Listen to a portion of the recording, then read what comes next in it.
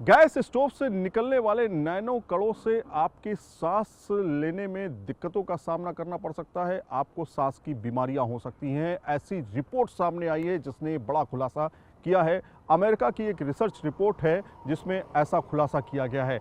नमस्कार, मेरा नाम है सैयद आमिर हुसैन और आप देख रहे हैं न्यूज़ नेशन डिजिटल। आखिर ये रिसर्च रिपोर्ट कहती क्या है? दरअसल आप बड़ी संख्या में पूरे हिंदुस्तान में ही लोग गैस चूल्हे का इस्तेमाल करते हैं। घर में खाना बनता है, रोज़ाना हम उसका इस्तेमाल करते हैं और एक ऐसी रिपोर्ट सामने आई जिसमें कहा गया कि आपके गैस चूल्हे से निकलने वाले उत्सर्जित कणों की संख्या कहीं ना कहीं बाहर के प्रदूषण से काफ़ी ज़्यादा है और उसमें जो नैनो पार्टिकल्स, नैनो कण पाए जाते हैं वो आपकी शरीर को नुकसान पहुंचा सकते हैं। खास तौर पे जो दमे के मरीज़ हैं, जिनको सांस लेने में दिक्कत है, उनको इससे काफ़ी ज़्यादा समस्याएं हो सकती है। यहाँ तक कि फेफड़े को भी नुकसान पहुंच सकता है। क्या कहा गया है रिपोर्ट में?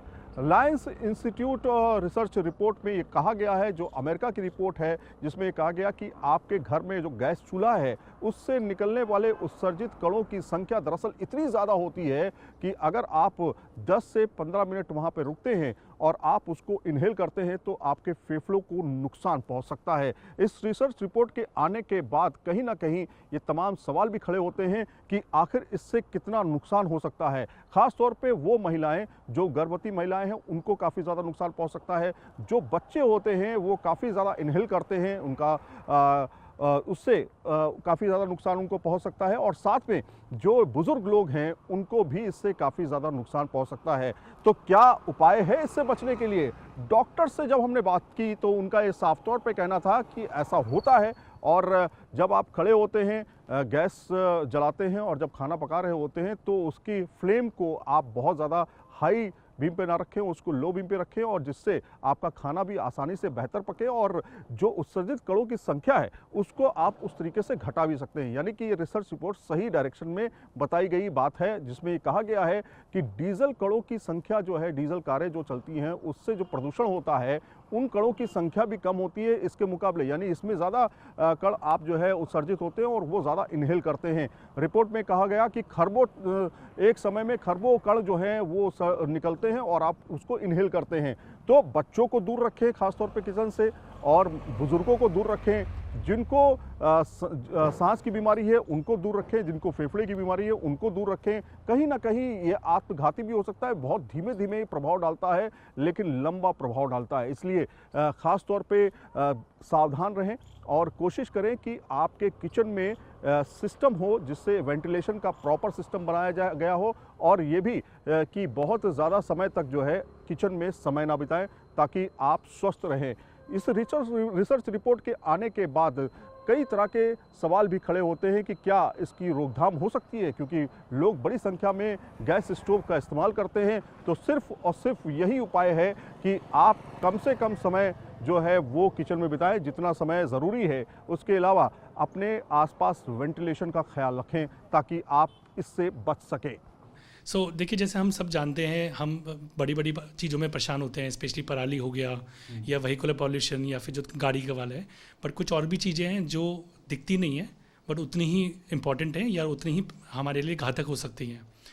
हम जब लोग अपने घरों में जब गैस यूज़ करते हैं या गांव में, शहरों में, अपार्टमेंट्स में, वो जो गैसेस में नैनो मॉलिक्यूल्स होते हैं, these nano molecules can be very harmful, specially जो उन लेडीज़ के लिए जो कंटिन्यूसली गैस के पास खड़ी हैं या वहाँ पे कोई वेंटिलेशन नहीं है या कोई एग्जॉस्ट नहीं है या उनको रियलाइज़ ही नहीं हो रहा कि वो कितने जो नैनो मॉलिक्यूल्स हैं उसको वो इनहेल कर रही हैं।